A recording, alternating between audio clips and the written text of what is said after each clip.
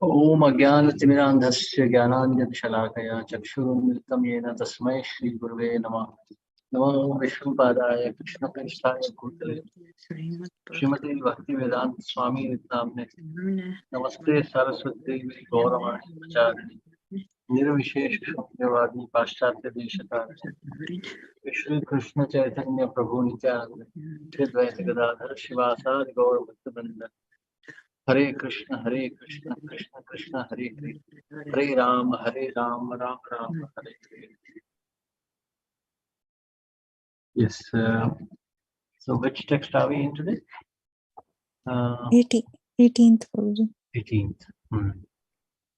Om Namo Bhagavate Vasudevaya. Om Namo Bhagavate Vasudevaya. Om Namo Bhagavate Vasudevaya.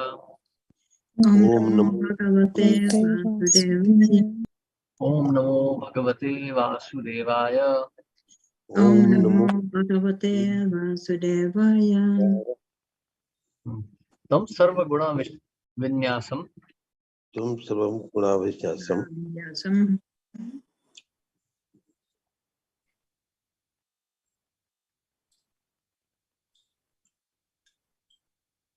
Jive Maya Maye Nidhat. Jive Maya Maye Nidhat. Tam Chanu Shayam Atmastham. Tam Chanu Shayam Atmastham. Asav Anushayi Puman. Ashav Anushayi Puman. Jnana Vairagya Viryena. Swarupastho Jahat Prabhu. Swarupastho Jahat Prabhu. Yes. Someone like to read?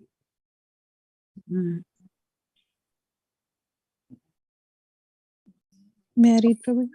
Yes, please. Thank you, Jai. Hare Krishna. Hare Krishna. Translation.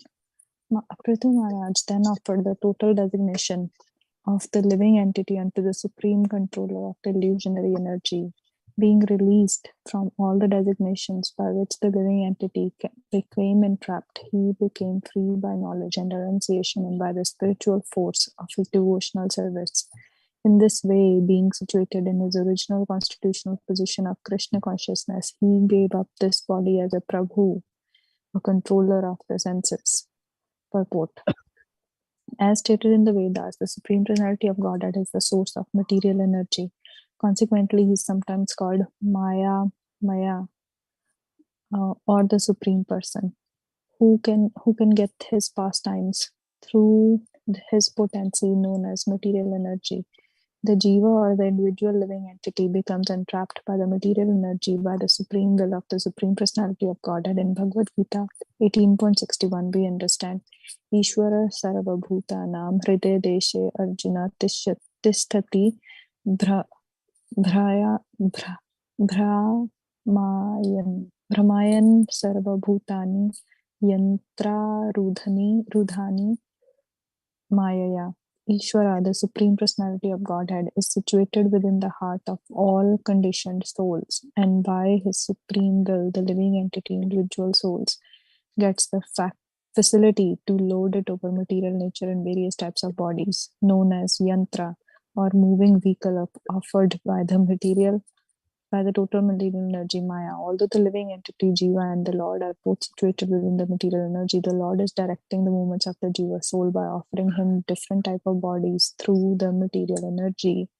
And thus the living entity is wandering throughout the universes in various forms of bodies and becomes implicated in different situations, partaking of the reactions of the fructive activities. When Pṛthu Mahārāja became spiritually powerful by the enhancement of the spiritual knowledge, jnana, and renunciation of material desires, he became a Prabhu, master of his senses, sometimes called Goswami or Swami. This means that he was no longer controlled by the influence of material energy. When one is strong enough to give up the influence of the material energy, he is called Prabhu. In this verse, the word Swarupasthaha is also very significant. The real identity of the individual soul lies in understanding or attaining the knowledge that he is eternally a servant of Krishna. This understanding is called Swarupalabdhi. By culturing devotional service, the devotee gradually comes to understand his actual relationship with the Supreme Personality of Godhead. This understanding of one's pure spiritual position is called Swarupalabdhi, and when one attains the stage, he can understand how he is related with the Supreme Personality of Godhead as a servant or friend or a parent or conjugal lover. This stage of understanding is called Swarupastha. Pṛthu Mahārāja realized this Swarup completely, and it will be clear in the later verses that he personally left this world or this body by riding on a chariot sent from the Kuntha. In this verse, the word Prabhu is also significant. As stated before, when one is completely self-realized and acts according to that position, he can be called Prabhu. The spiritual master is addressed as Prabhupada. The spiritual master is addressed as Prabhupada because he's completely self-realized soul. The word Pada means position, and Prabhupada indicates that he is given the position of Prabhu or the Supreme Personality of Godhead, for he acts on behalf of the Supreme Personality of Godhead. Unless one is Prabhu or the controller of the senses, he cannot act as spiritual master, who is authorized by the Supreme Prabhu or Lord Krishna. In his verses praising the spiritual master, Srila Vishwanath Chakravarti Thakur writes, Sakshat Dharitvena Samast Shastrera Uktas Tatha Bhavyat Eva Siddhai. The Supreme Master is honored as much as the Supreme Lord because he is the most confidential servitor of the Lord. Thus, Pṛthu Mahārāja can also be called Prabhupada, as described here in Prabhu. Another question may be raised in this connection, since Pṛthu Mahārāja was a power incarnation of the Supreme Personality of Godhead, Shaktavesh Avtara. Why did he have to execute the regulative principles in order to become a Prabhu? Because he appeared on this earth as an ideal king, and because it is the duty of the king to instruct the citizens in the execution of devotional service, he followed all the regulative principles. Sorry, 1 second, Roger.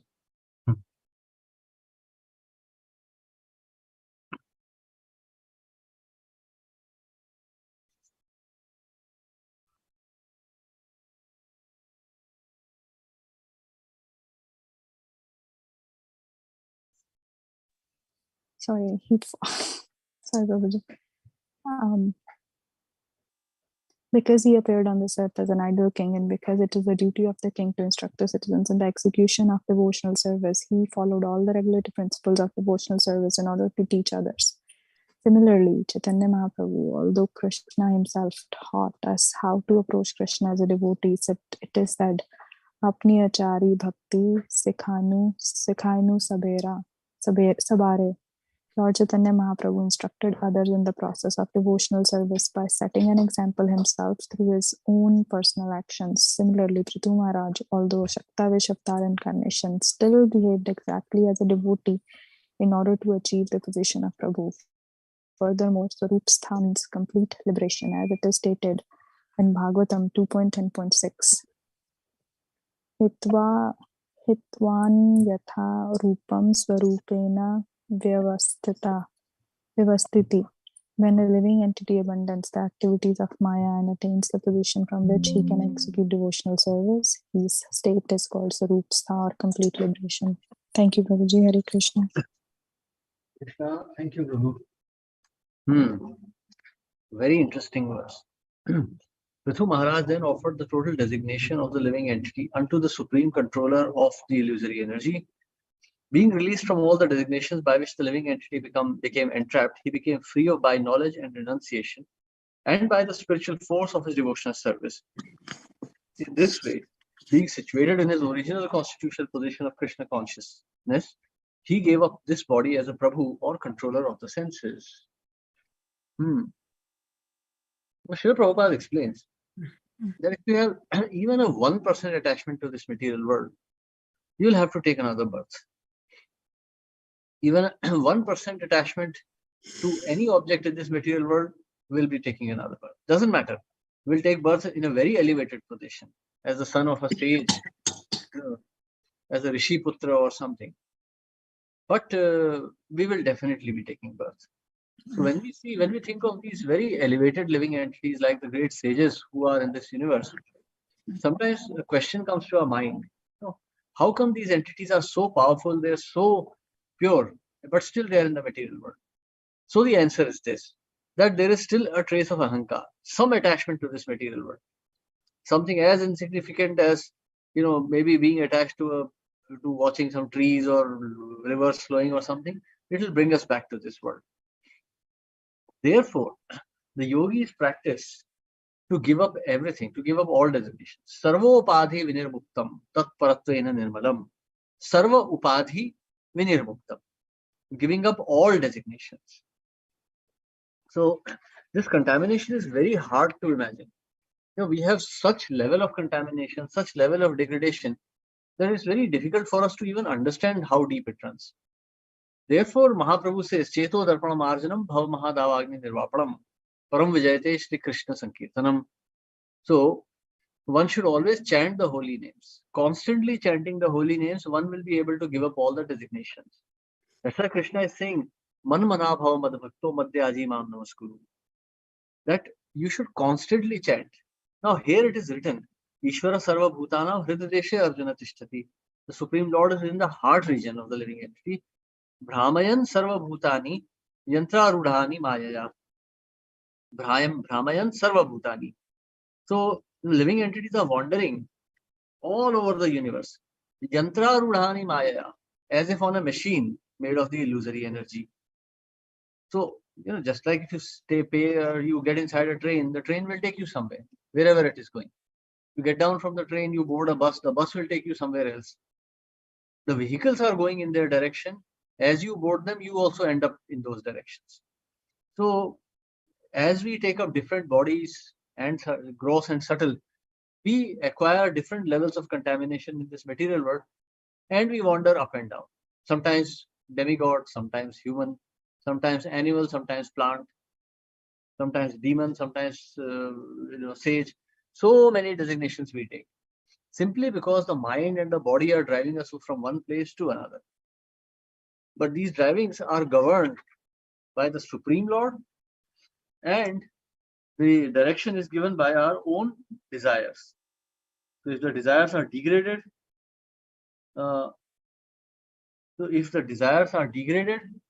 then we will descend in our position, we'll become an animal or a demon or something. But if the desires are elevated, then we'll take birth in elevated families, sometimes a demigod, sometimes even Brahma. So it depends on all the level of consciousness we achieve in different bodies. But in any case, the wanderings are always directed by the Supreme Lord. Okay, yes. So Mahārāja Pṛthu became renounced, became spiritually powerful by knowledge and renunciation. See, that's the reason why we emphasize on knowledge. If you go, for example, you see all the other sampradayas, you see that everywhere there is emphasis on knowledge. Even Gaudiyas, if you see Mahaprabhu or the Goswamis, they were always studying. So somehow there's become a misconception that our movement is like as one very famous devotee was saying, ours is a kitchen and kirtan movement. It may be, but for Shudras. For the Brahminical class of people, it's not kitchen and kirtan. That's for the neophytes, the Shudra class, who just like eating and singing. For the serious devotees, Prabhupada always advocated that you should sit down and study. Don't eat too much. Like, there's a very nice, very interesting example I was reading today. So, Srila Prabhupada was in one place and they were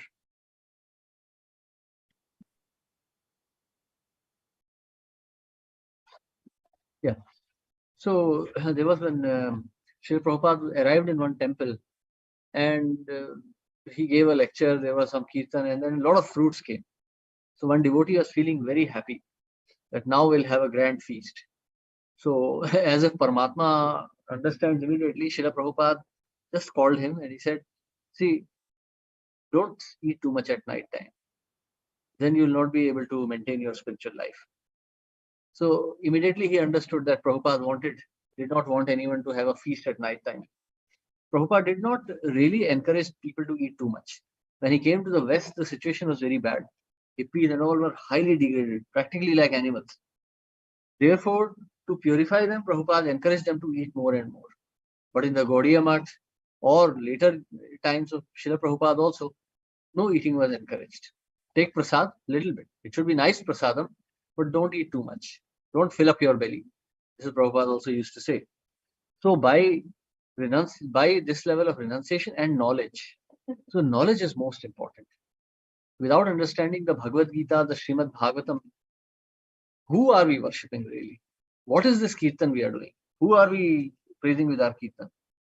Now imagine a boy or a girl is in love with the opposite party. How do they behave? They go to social media, they try to check who is she, does she want, how does she look, and everything. And what does he like, what does he dislike, what does she like, what does she doesn't like, when is her birthday? All these things a person remembers. But when it comes to Krishna, we all claim to be in love with Krishna, but we don't want to read Bhagavad Gita. Krishna is telling what he wants. Krishna is telling who he is. Krishna is telling what is his like and dislike. And we neglect it. No. That is all too much, splitting of hairs. Palki khalu dhar. We are not doing that. So that is nonsense. One should not do like that. Because that means we are just, what we call Pashandi or Pakhandi, as Prabhupada calls. Just, bogus people. Because we have no love for Krishna, we are in this movement just to have some fun. And then Krishna will gently take us out. Very gently. We'll not even realize when we were pushed out of the movement. That's how Krishna consciousness works. Prabhupada explains this verse, Shutinam Shrimatam Gehe verse. He says, in the 6th chapter, when Arjun has this doubt, what happens to a failed yogi? So Krishna says that he takes birth in the family of very rich persons. If he has not advanced too much, he'll take birth in the family of rich persons, where he'll get an opportunity again. But Prabhupada explains, he says, no, don't take that chance. In the family of rich people, there may be many distractions, and there may not be enough impetus to take to Krishna consciousness. So this can be avoided if one develops spiritual knowledge.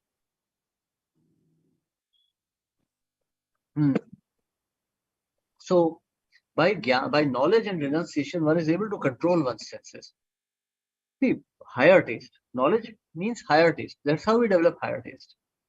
So for example, if you go to schools, you'll notice some students are studying very hard, and some students are just, wasting time smoking cigarettes or going to parties and going to cinema. Why does that happen? Because of the higher taste and lower taste principle. The student knows, the good student knows that if he studies well, he'll go to a good college or university. He'll be able to study the subject of his choice, and he will be able to derive satisfaction from that. His standard of pleasure would be higher. Whereas another student thinks, this is all bogus. I just want to enjoy grossly. Smoking a cigarette is fun. Drinking alcohol is fun. So in this way, a lower standard student will behave like this, and eventually he'll end up with some very easy jobs. So different grades of sense enjoyment.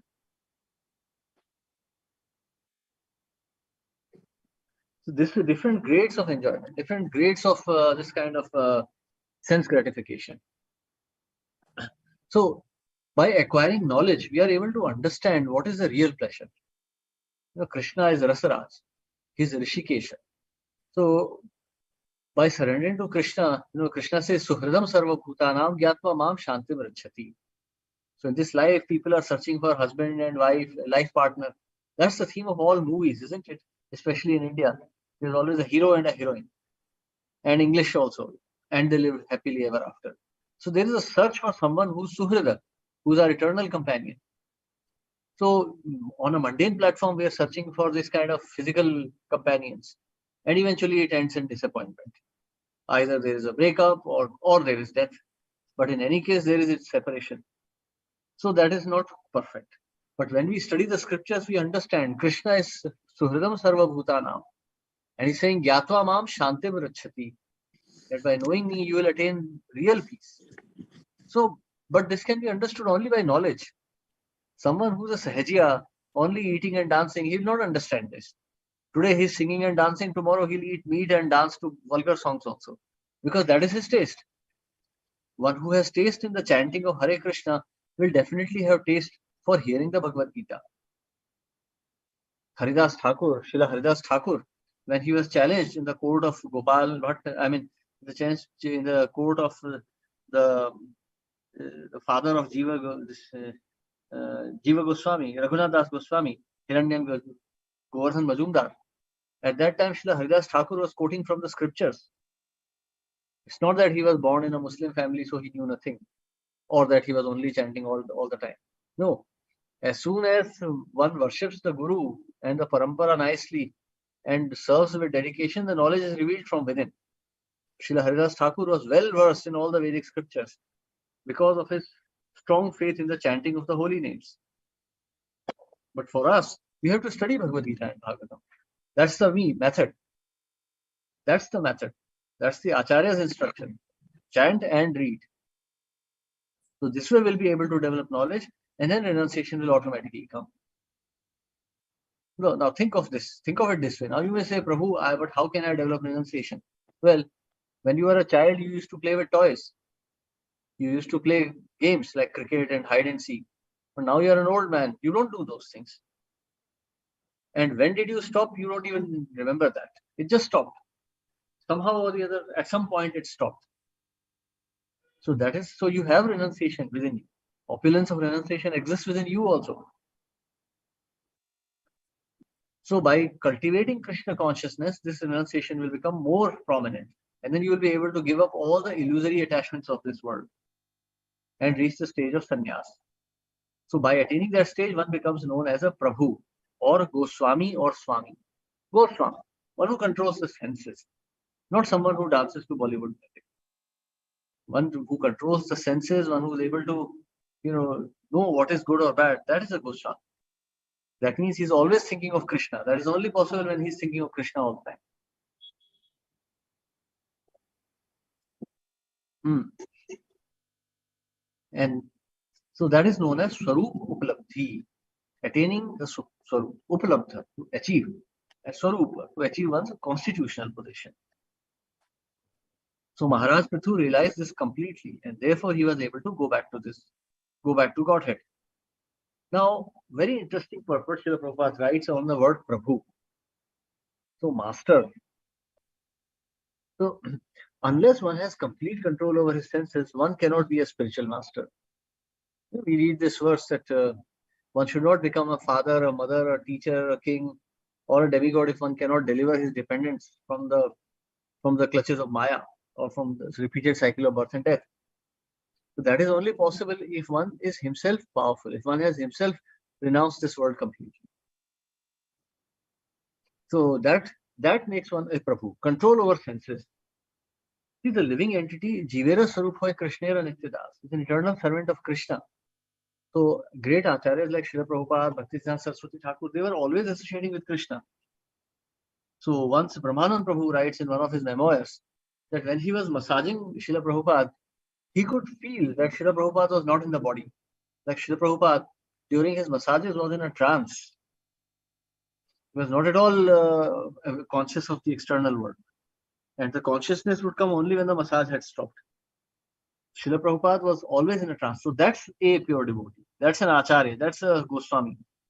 He's an eternal associate of Krishna. So spiritual master therefore is, and he is sent by the Supreme Lord to deliver the living entity. So therefore, by simply associating with spiritual master, we can see that he is associating with Krishna. And in this way, we can purify ourselves. So Pṛthu Mahārāja also belonged to the same category. Now here one very interesting verse is quoted. Apani achari bhakti sikhainu savare. That Mahaprabhu himself followed everything. That not that he was doing something and saying something else. Same the case with Srila Prabhupada or with the other acharyas. They were doing exactly what they were preaching. So that is an acharya. An acharya means 100% Krishna conscious. There is nothing mundane in his demeanor at all. So even though he was a Shakti-Avesh avatar, Mahārāja Pṛthu, simply for the benefit of others, executed these hard practices of devotional service just to show to others that no matter how elevated one may appear to be, one has to practice the regulative principles as given by the scriptures and the Guru to become delivered from the clutches of Maya. Hare Krishna. Yes, any questions or comments?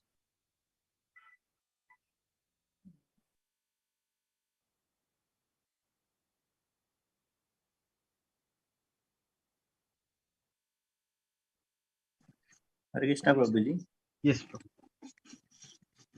Prabhuji, if we see, means many of the problems are created by us only. Means it is like many of us belong to well-to-do family. We don't require to take various kind of loan and spend our most valuable time in paying those loans or something, whatever be the liability. Because it is life should be simple. We can stay simply. Why it is required to have a bigger house or something? Means Krishna doesn't instruct us to have a lavish life. He told you live simply.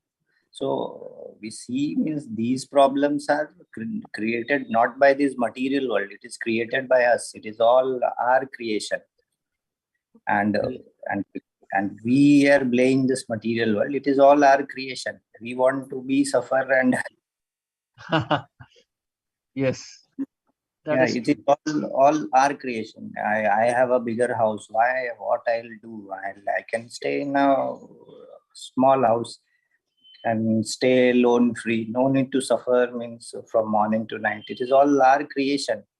And we keep blaming this material nature, three modes of material nature, dukkha, shashvatam. It is all, most of it is our creation. Yes. So many misconceptions we have created for ourselves. Yeah, so if we see means devotees in Prabhupada era and our era, we are already far, means we are not at all in his path. We are already out of it. Yes. That is true, Prabhu. So I don't know, Prabhuji, in past also Prabhupada told any grahastha that they will achieve they will go to Krishna, like Prabhupada told for Jayadev Prabhu that he is going to Krishna. I don't know, in past also Prabhupada told for any grahastha. And even in grahastha, if we see in Prabhupada times, they used to live very simply. Means if you see their dressing, their movement also, if we study, we can see means it is very simple and very different from today's time. Yes. Prabhupada said 75% of grahasthas will not go back to Godhead. During his time. Now it will be 99%. Maybe some fraction more than that also. So, and these are the devotees we are talking about who are living in temples with Prabhupada. Yes.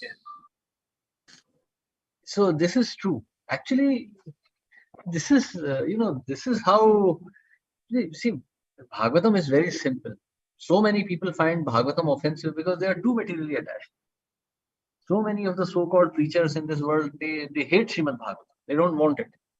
I mean, they don't want to admit it for the fear of becoming, labeled.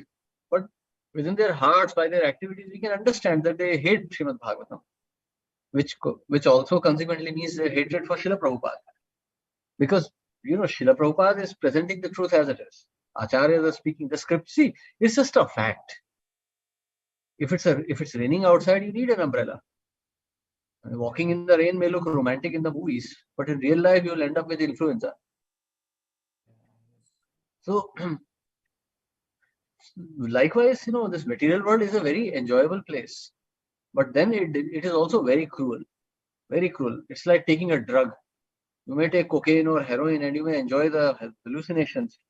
But when all the organs fail and when your body becomes frail, you'll realize that it was dangerous. The material world is also, this so-called grahastha life is also like that. Enjoying the material facilities, becoming more and more entangled. First there is wife, then come children, then one becomes entangled, then children grow up, then grandchildren. And a man eventually just realizes that the body has given away and he has still not been able to overcome his attractions. So, there's that verse. What is that one? Alas for a man, serving the lotus feet of the Lord and trying to attain and trying to overcome the material nature. To look at a beautiful woman is worse than drinking poison willingly. So this comes in Srimad Bhagavatam. We're going to see in the next canto actually. So to engage in more and more materialistic activities in spite of knowing what is the truth, that is then foolishness. Then one deserves all the sufferings he gets. So one should try to, as far as possible, minimize. Krishna is also saying in Bhagavad Gita, it is lust, the enemy, all conquering enemy. In the very beginning, try to curb this with the sword of knowledge. So when you have knowledge, you will avoid it.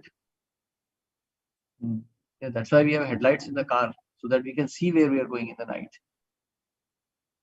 So we should, we say Om Agyanti Virandhasya Gyananjana Shalakaya. So Chakshur Unmilitam Yena. So the spiritual master gives that knowledge by which we can see what is matter, what is spirit, and what is actual spiritual life. Not some kind of wishy-washy thoughts. No. Material world is a very dangerous place. People will suffer. Like, see, last year we have lost 2 god brothers. That was so much suffering. It's not like anyone is happy. It's a miserable existence. I mean, because especially at least one of them I knew very intimately. So one of them, Bansidhar Prabhu, came to the movement right in front of me. In 2000, 2000, that was the time I met him. So to see him in this journey and eventually to see him leave this body is not a very happy thought. So we have to learn. We have to learn that this material world is not a place for happiness. It's not a place where one sits and makes plans for the future. There is no future here. Future is funeral pyre for everyone. That is the future. Like this, who was that? John Maynard Keynes, or who said that? That in the long term we are all dead. Yeah, it's Some very famous economist said that in the long term we are all dead. Just yesterday I was reading that Gautam Adani is planning to increase the capacity of Ambuja Cements by 2030. these all The next bogus. 15 years. In next 15 years, he will double the capacity. Well, in next 15 years, he'll be like 65, 75 years old. I have operated his accounts, and I have seen his all overseas operation, and these are mostly all 90% bogus. Of I have course. personally monitored his account. But you see, bogus. So next 15 years, he'll double the capacity. What is the use? At 75, will he even be alive at that stage to see? That means every single penny I spend lavishly or extra means it is the time I am taking away from Krishna, and I am indulging in something which is not required. Absolutely. Like Chanakya Pandit says that each moment of time is so precious that once gone, you cannot pay all the wealth in this world to get it back. So do not increase, like whatever you are now, people like us, we came to Krishna consciousness at a very later stage. So stay, don't increase it. Don't increase this Maya more and more. Don't increase your sufferings. Engage in Krishna consciousness as much as possible.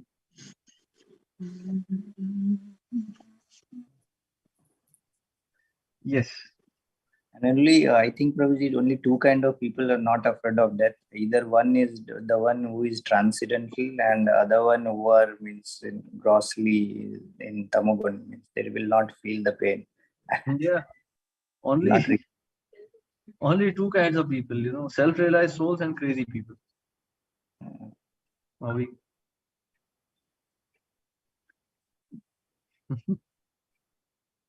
Yes. Hare Krishna, Prabhuji. Yes, sir. Prabhuji, you said that there are some devotees who hated Bhagavatam reading, and with Prabhupada also. Yes. How such fellows can even exist then in this movement? Well, there are many. Prabhupada's own god brothers hated him.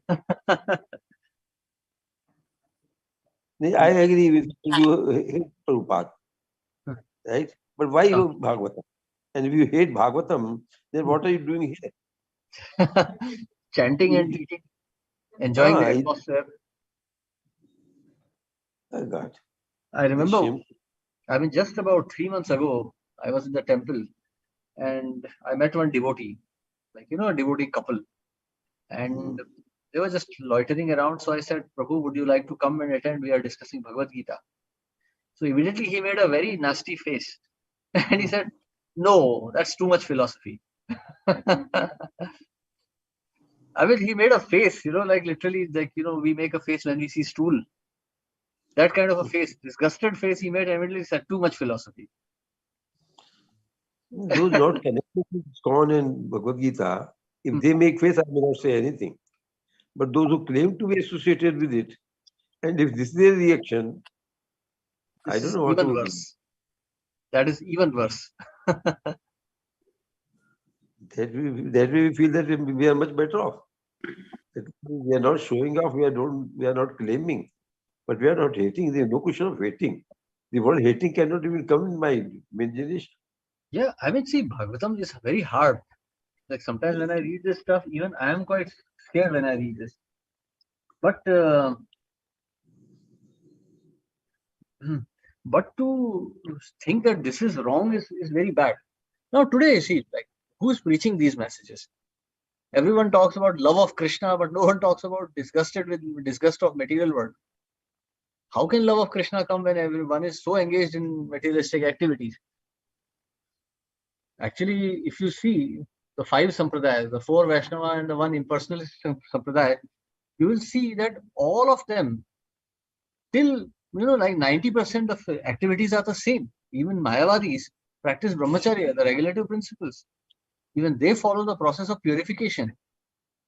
Whether one is an Advaitavadi, Dvaitavadi, Vishishtadvaitavadi, Dvaitadvaitavadi, or whichever philosophy, brahmacharya and purification is a must. Only at the level of liberation, only after Brahmabhuta stage, these philosophies differ from each other.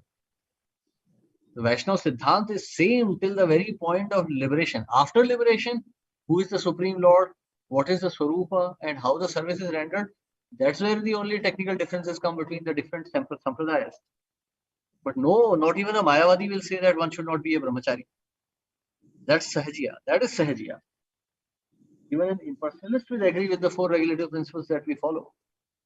So you see, the Sahajiyas are even worse than Mayavadis. So this is subtle hatred. Nobody will have the courage to come forward and say that they don't like Prabhupada or his philosophy. But indirectly you can understand.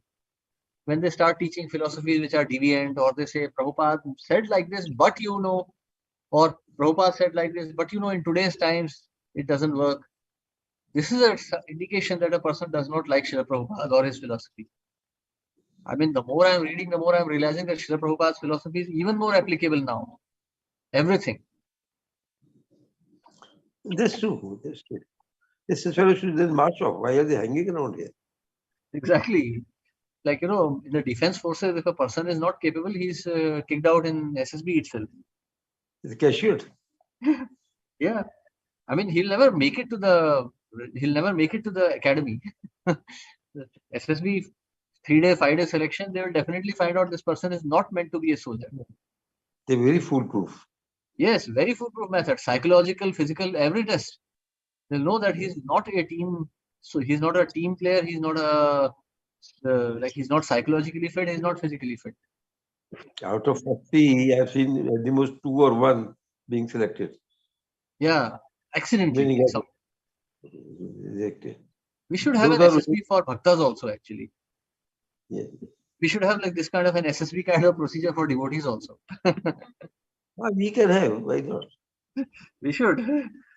And make sure that those Sahajiyas or Mayavadis enter our movement. I would say a person who is neophyte absolutely doesn't much think, let him continue. But this Sahajiyas and all those people are very strong views and hanging around must be thrown out. Yeah, so that is our problem. So such people pollute the atmosphere. They scare away others also. Yes, that is the right problem. They are scaring others. Yeah, this is too difficult. This is not important. No need to do this. And in this way, they direct people away from bhakti. Like I know, like one of my god brothers, Krishna Prapanna Prabhu, was also in a similar situation for 6 years. And then when he started reading Bhagavad Gita, his entire perspective of bhakti changed. So you see, without Srila Prabhupada, there is no question of ISKCON. To love ISKCON means to love Srila Prabhupada. True.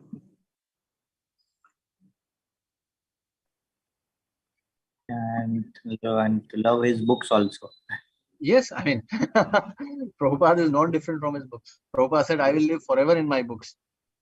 Yeah, because many times Prabhupada said, means if you are not reading my book and you are reading outside book, then your reading may be detrimental to their advancement in Krishna consciousness. In 1972, he said. If people don't take the shelter of Bhagavad scriptures, the Gita and the Bhagavatam, there will be zero advancement. They are in Maya. Singing, dancing, eating is just Maya. Without the instruction of Bhagavad Gita, it's all bogus. That's why we see so many kirtaniyas, fashionable beards, fashionable hairstyles, fashionable girlfriends. Singing, dancing, enjoying, and eventually just becoming dogs. Dogs, no, nothing more than that. I have seen so many of them just singing, not even knowing what they are singing. They're very famous now in India also. Yeah, it's not just now, Prabhu. 120 years ago, when Bhaktivinoda Thakur was there, these Sahajiyas were running merry at that time also. 150 years ago, 1870s, 1880s. At that time, they were all the Kartha Bhaj. They were the same. Sahajiya. That's why the term Sahajiya, one who takes it cheaply, takes it very easy. So one who takes it so cheaply, his destination will also be cheap.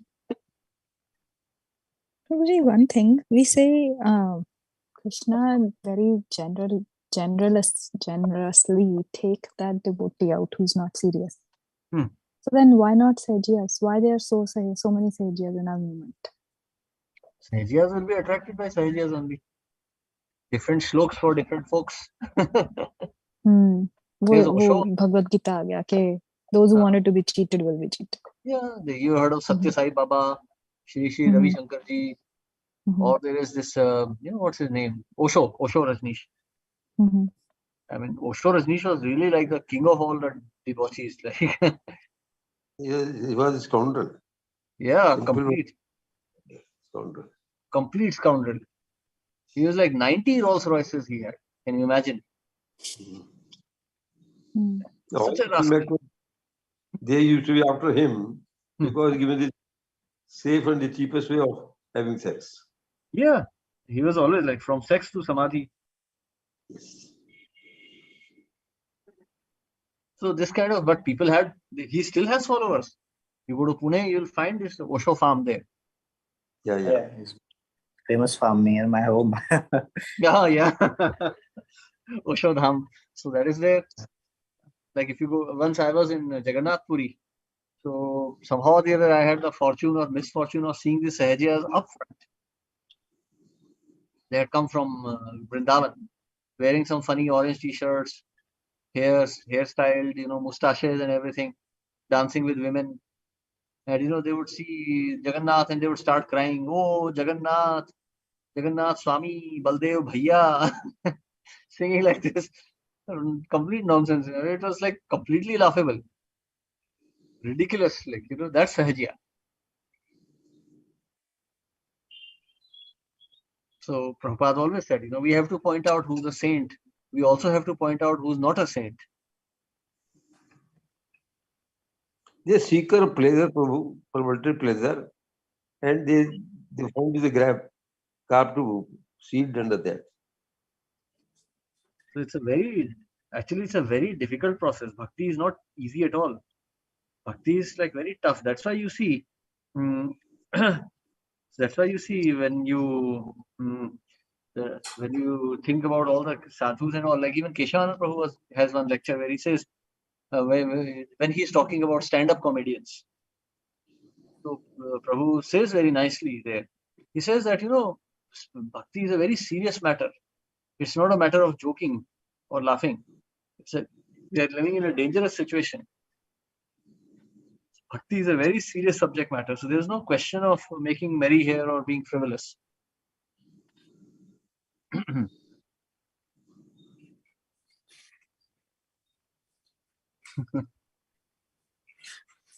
Yes. So shall we continue? Text 19. Now we'll discuss about what happened to the wife of Pṛthu Mahārāja.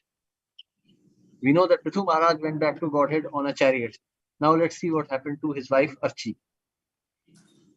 Archir naam Mahārājni Ragni Naam Mahārāja. Mahārāja. Tat Patnya Anugatavanam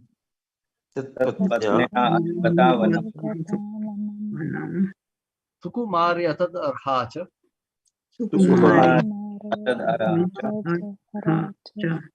Yat Padbhyam Sparshanam Bhuva. Yes,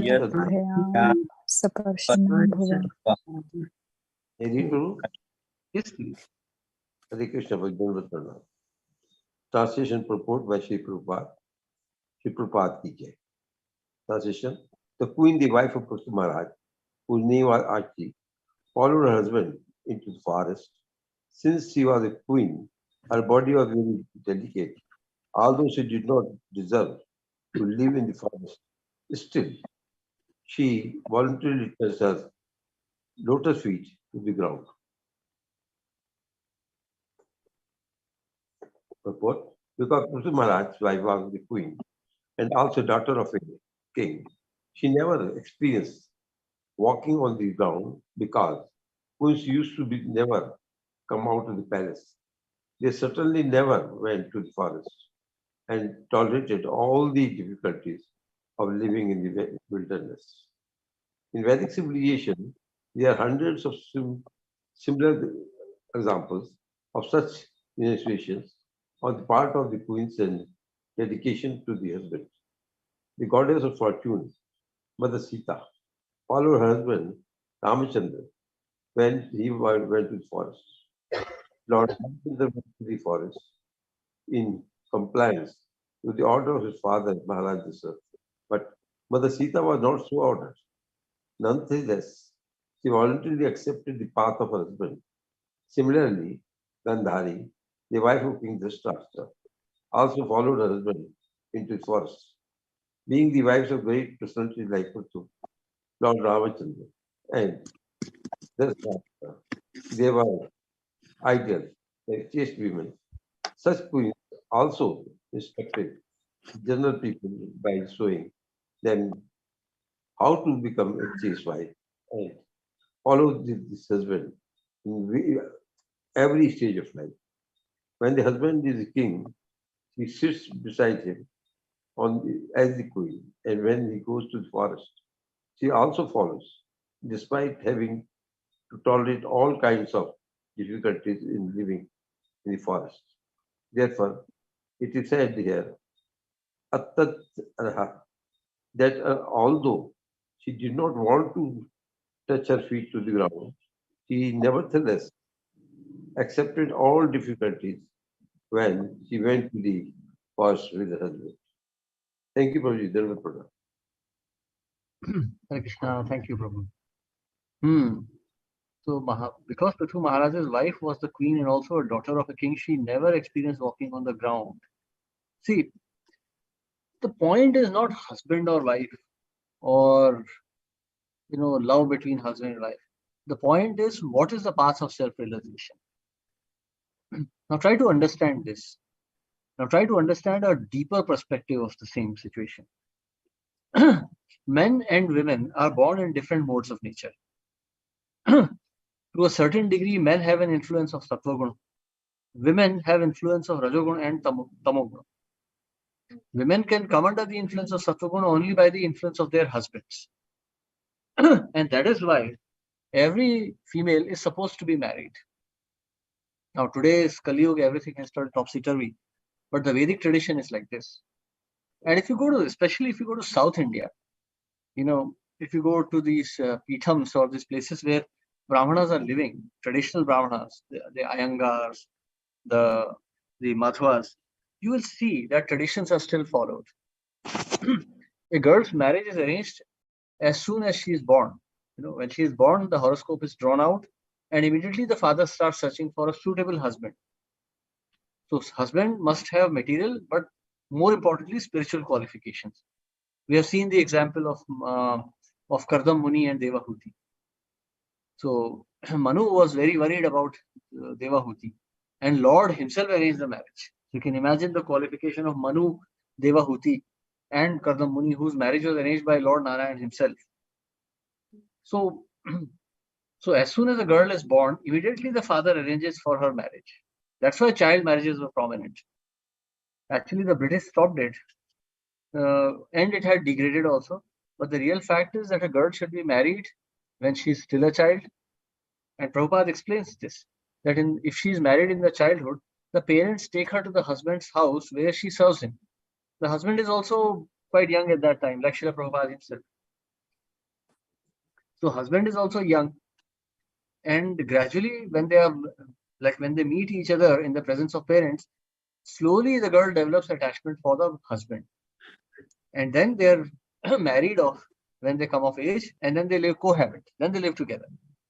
In this way, the woman develops attachment to one man.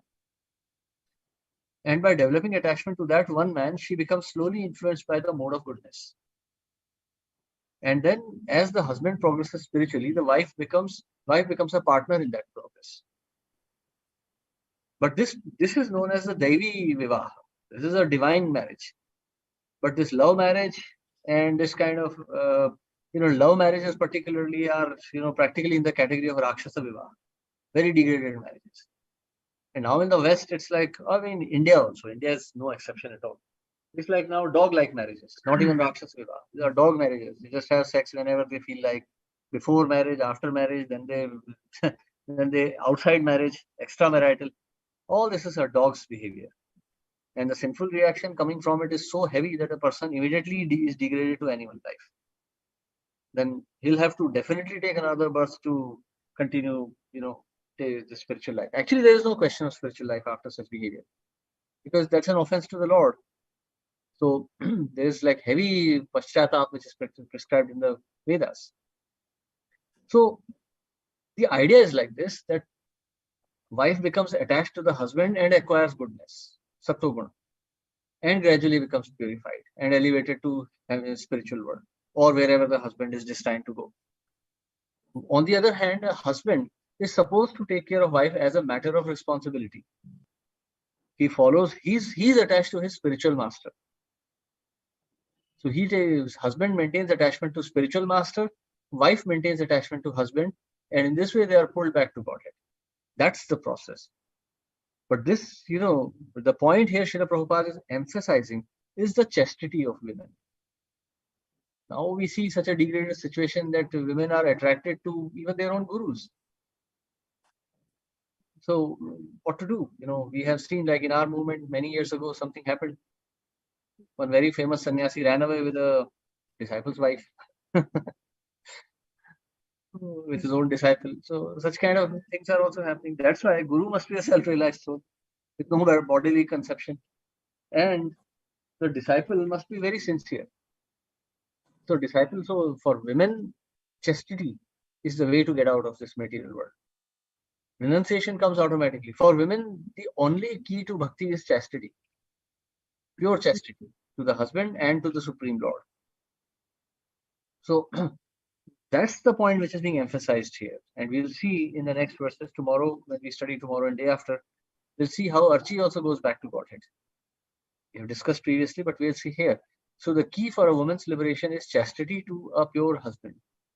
That husband could either be a material husband who's a devotee, or that could be Krishna. By being pure chaste to her material husband and to Lord Krishna, a lady can attain spiritual position. Otherwise not.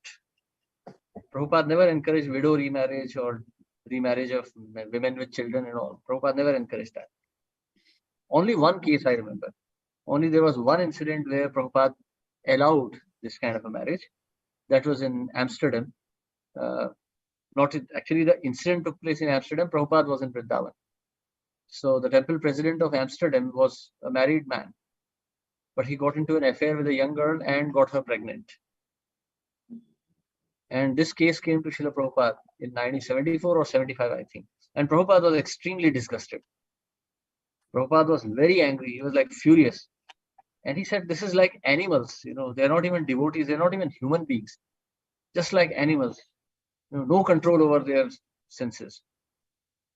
Then he wrote an admonishing letter to the president. He said, you must go back to your wife now. And then regarding the other girl, he said, well, she can stay in the temple, and if someone accepts her, she can get married. This is the only case I remember where Srila Prabhupada allowed this kind of a behavior. But that too out of sheer disgust. So you see, this was Srila Prabhupada's standard. And when we indulge in activities which are, non-Vedic, when we indulge in behavior which is not befitting a Vaishnava, we are bringing shame to Srila Prabhupada. When we go to the other sampradayas, ISKCON is known as the sampradaya of Srila Prabhupada. I may be some big shot, but it's Srila Prabhupada's name which goes with ISKCON. You talk to any acharya in South India, that's where you have all the acharyas anyway now. If you talk to any acharya in South India, they will always recognize Srila Prabhupada. They will say, follow your acharya. I've seen so many interviews of these acharyas from South India. They always say, you have to follow your acharya. Do not. There's one very famous lecture you'll see on the YouTube where His Holiness Bhakti Vikas Swami is meeting up with Sri Vaishnavas. And they're speaking. They're saying that, there will be no problem if you simply follow what your acharya has said. So when we do something bad in the name of ISKCON, then it is Srila Prabhupada's reputation which is sullied. We are bringing bad name to him. So that's a super offense. Srila Prabhupada is very dear to Krishna. Anyone who hurts Srila Prabhupada or his reputation is like a thoroughly condemnable beast, not even a man. So we have to be very, very particular. If we have to do some nonsense, we should leave ISKCON. Say, yes, we don't belong to this sampradaya. But in the name of the sampradaya, if we do something wrong, we will be severely punished by Yamraj. Hare Krishna. Yes, any questions or comments?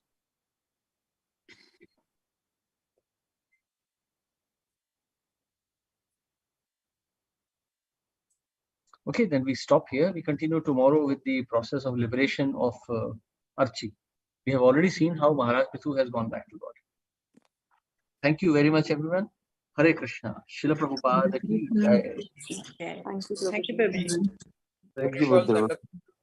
Thank you. Dandat Pranam.